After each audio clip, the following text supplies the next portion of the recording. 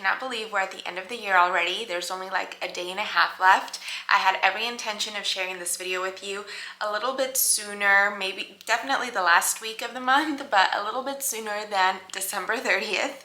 But I do want to share with you my top favorite plants for 2023 and my wish list plans for 2024.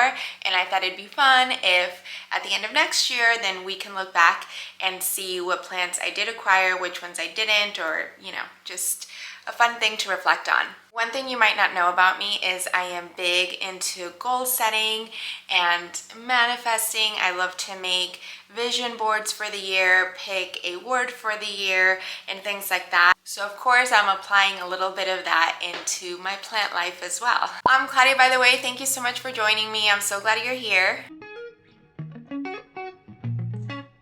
I'm gonna start with my top plants for 2023, and these were plants that I just loved. And I'll talk a little bit about them, if pertinent, while I'm showing you them.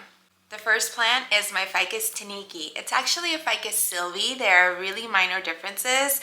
I'm just going to take you over to where it's at because it's quite large. But I often say on my Instagram, and since I began my plant journey, that this is my favorite plant of all time.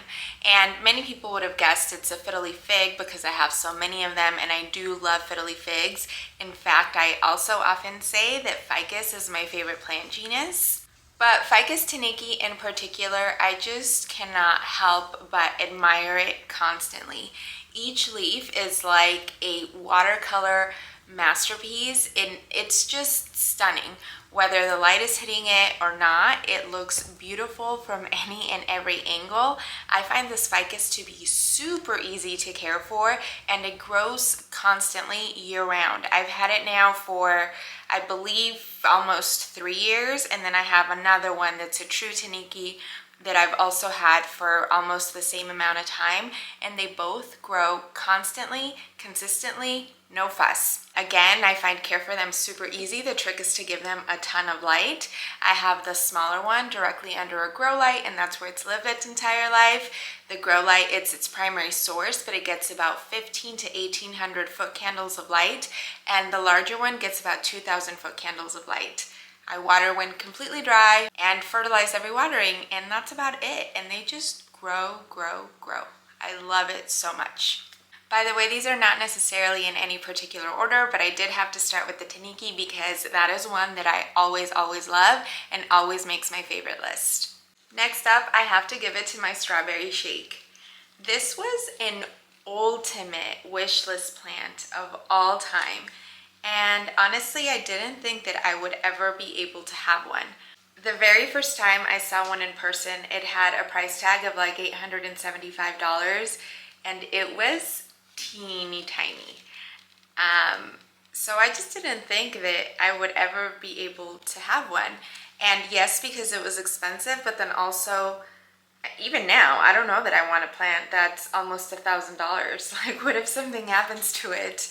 And then I have to be the one that unalived such an expensive plant. But I've loved this strawberry shake so much from the start.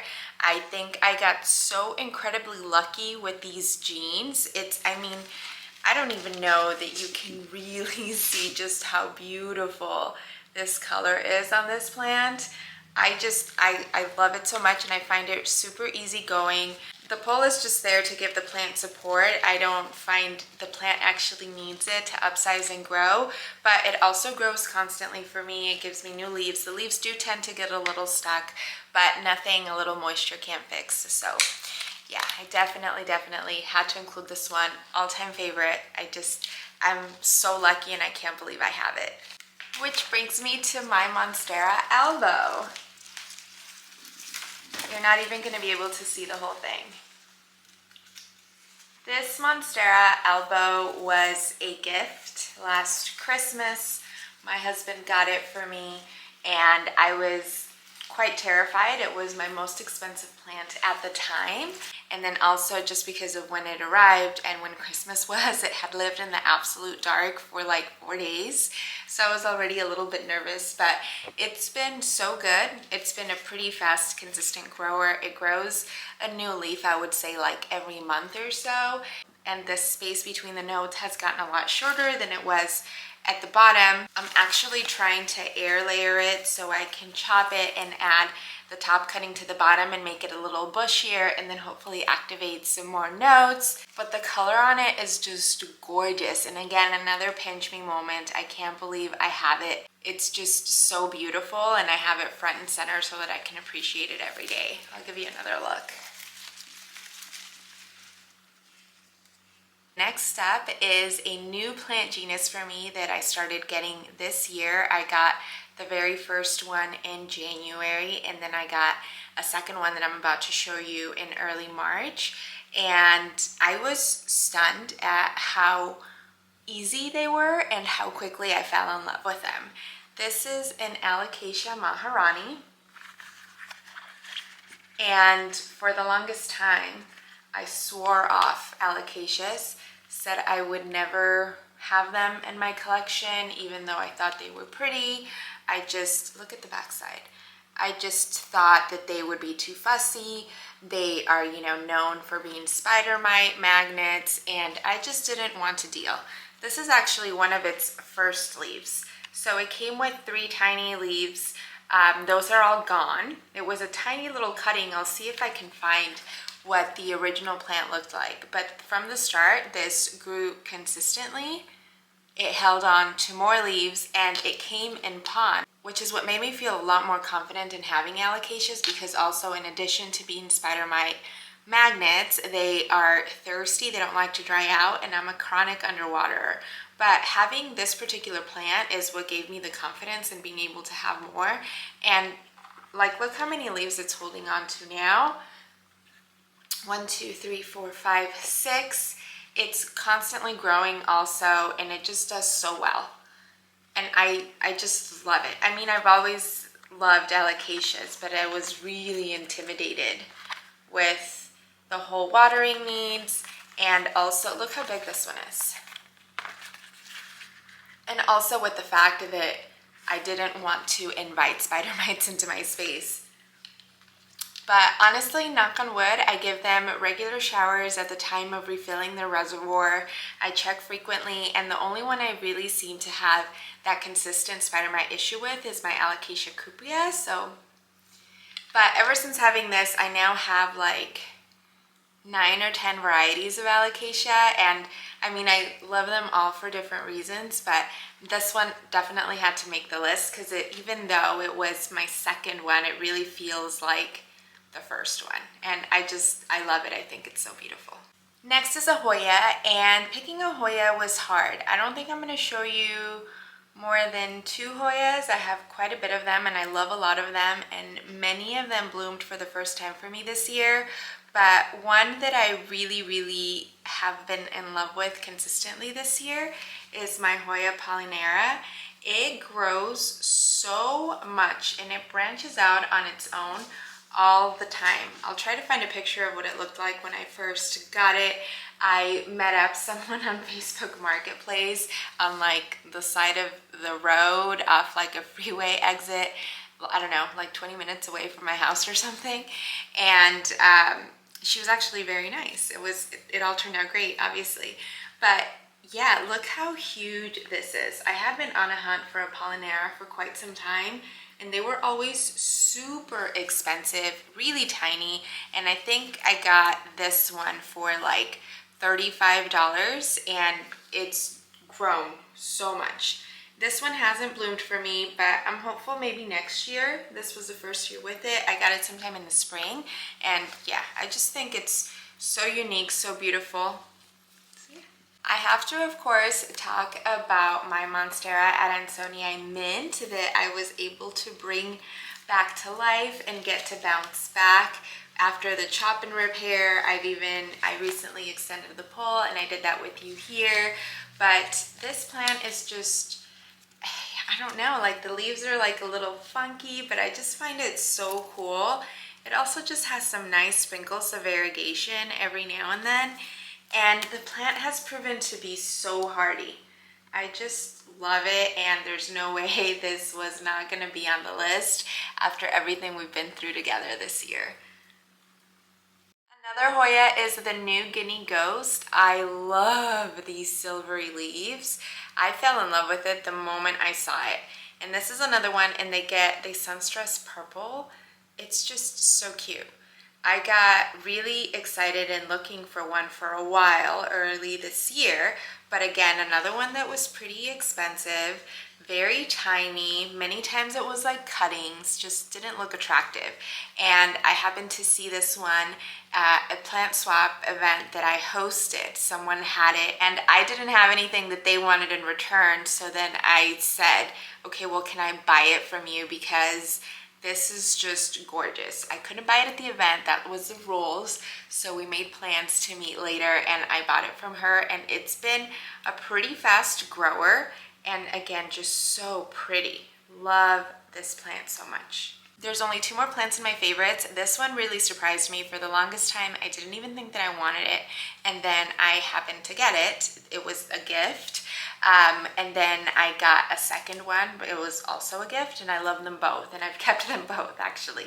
This is a Monstera Tie. This is a smaller one that I have. The variegation's a little bit more splashy on this one versus the other one, but I still just find that cream so beautiful. And I can't believe that I used to not want this plant. I think it's just so pretty. So this is a smaller one, and let me show you this bigger one also. This is the bigger one, so just look at this coloring. So pretty, and look at the size of this leaf. I also don't necessarily, it's a little thirsty, so that's why it's a little curly, but I also don't find it to be as slow growing as a lot of people say. It definitely doesn't grow as fast as the albo, but I probably get a new leaf every 6 weeks or so. So yeah, Monstera Tie constellation for the win. And the last one I'm going to share with you for favorites, I'm going to take you to it as well, and I should have maybe done it together with my taniki, but it is my bird of paradise. I love this plant, have always loved it. Being able to have one and grow one indoors was always a dream, something I didn't think the plant would do well indoors. I was only ever familiar with one outdoors, but this plant has done so well and grown so much. I've had it for about 2 years now. I've had it in 2 different spots, and it just has not skipped a beat. And it actually doesn't get as much light as I would have initially thought that it needed, considering these plants grow in full sun. But it does really well. It is very thirsty, it drinks lots of water, gets lots of fertilizer water when it's time for a watering. I do have 1.5-ish grow lights on it in its current spot, but I love it. I think it's so beautiful, and I feel so lucky to be able to have this indoors and to be able to still have enough ceiling left for it to continue to grow. Moving on to my wish list plans of 2024. If you saw my previous video of the 7 plant haul, last haul of 2023, you will see that I crossed a couple plants off my wish list. So honestly, this list isn't super long, and I also feel like the more I'm getting into my plant journey, the pickier I am with plants. I'm not as likely to jump on a plant as much, or even if it's on my wish list, I want to wait for the right plant, the right specimen, especially if it's variegated. I want it to have the right genes, the right coloring that I'm looking for, because otherwise it's just disappointing when maybe you got something on impulse or quickly, and then it turns out the color isn't really what you thought or you wanted, and then I end up getting rid of them, and it's just, honestly, it just clutters up my collection and my space, and I don't enjoy caring for them. So that's kind of how I'm feeling there. But I definitely still have other plants on my wish list, so I'll share those with you now. First up is philodendron patriciae. I don't know how you say that. Patrice something. I have been obsessed with these elongated leaves for a minute. It just looks so beautiful. And when they mature, they get those ripples on the leaves. I also feel like it's a philodendron, so it should be pretty straightforward to care for. And I would like it to trail down my Millsbo tall greenhouse cabinet. It is a mission to find one of these. Surprisingly, I don't see any of them. I've done like quick searches, reached out to my favorite vendors online, and I haven't seen any of them, but I am determined to get one of these. I just think that they are so beautiful. Similar to that philodendron, I would like to try an Anthurium veitchii. They look a little bit similar, but I would say prettier than the philodendron. And I've heard that it's a fairly easy plant to care for. So, and then also I would challenge myself in caring for an Anthurium. I don't have a lot of experience with those. I just love the elongated leaves. I love the rippling on the leaves. I think the color is beautiful. And yeah, I haven't actively been looking for one of these yet, but I have a feeling that when I find one, I'm gonna get it. Next up is a Hoya lacunosa silver mint. This reminds me like if a Mathilde and a super silver had a baby. That's kind of what it reminds me of, but I just think it looks so beautiful, and it has those silvery minty leaves that I think are stunning. So I really have been eyeing this one. I've never seen it available for sale anywhere near me, whether online or locally. So I think this is going to be one of those that the minute I see one, I'm really going to jump on the opportunity if possible. Yeah, I just think that it's so beautiful. Next, we'll move into alocasias. I have a couple of these on my list. First up is a Alocasia amanzonica pink, or bambino variegated, but with the pink. I mean, anything variegated is beautiful for the most part to me, but this leaf shape, the color, just everything about it is stunning. I don't know how realistic it'll be for me to get one this year. I also feel like with alocasias, I don't like to get super baby corms that like just started sprouting a leaf. I find that transition to be really hard, especially if you have them shipped. So I feel like I would like a little bit of a more established plant, but I think that it's just stunning. Another alocasia on my list is an Alocasia watsoniana, and I did share in my previous video of my last plant haul of 2023 that I got one, but I recently learned that the one I actually want is the one with the white veining. It's just brighter, the green is also brighter, and yeah, so it's a little bit different than the one I currently have. I'm still interested and curious to see what the one I have now turns into, but I definitely want the one with the brighter veining. And then finally, for an alocasia, I also want an Alocasia pink black velvet. This is super far-fetched and out there, like ultimate wish list plant that I'll probably never have unless I somehow win the lottery or something. These are really expensive, but they are stunning. I've seen these in person and they are just beyond beautiful. I mean, just look at this coloring. Goals someday. This will probably be on my wish list for a minute. A Monstera burl marked flame is also on my list. I just think that these are so beautiful. They're like a little dainty, but just so gorgeous. I also feel like this is kind of one that's going to be out there. Probably won't get it this year. They're quite expensive, but I think that they are stunning. And then there's a really dark form begonia that I'm not really sure what its actual name is. I've only seen like a handful of photos and I can't confirm that that's the one it is, but I just think it looks so beautiful and it would be just such a beautiful contrast within other plants. There are obviously other plants that I love and that I would like to get, but I feel like those are my wish list plants that I'm looking forward to hopefully hunt for in the next year and maybe even cross them off my list. What about you? What are some of your favorite plants this year, or some plants that maybe you thought you were gonna love and didn't? And some of your wish list plans for next year. I'd love to hear what's on your list and maybe inspire me to add some more to mine.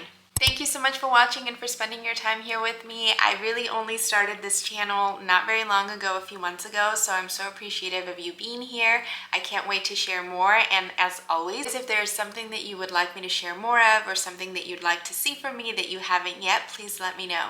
Thank you so much. I hope you have a wonderful new year, a wonderful holiday, and I'll see you super soon. Till next time.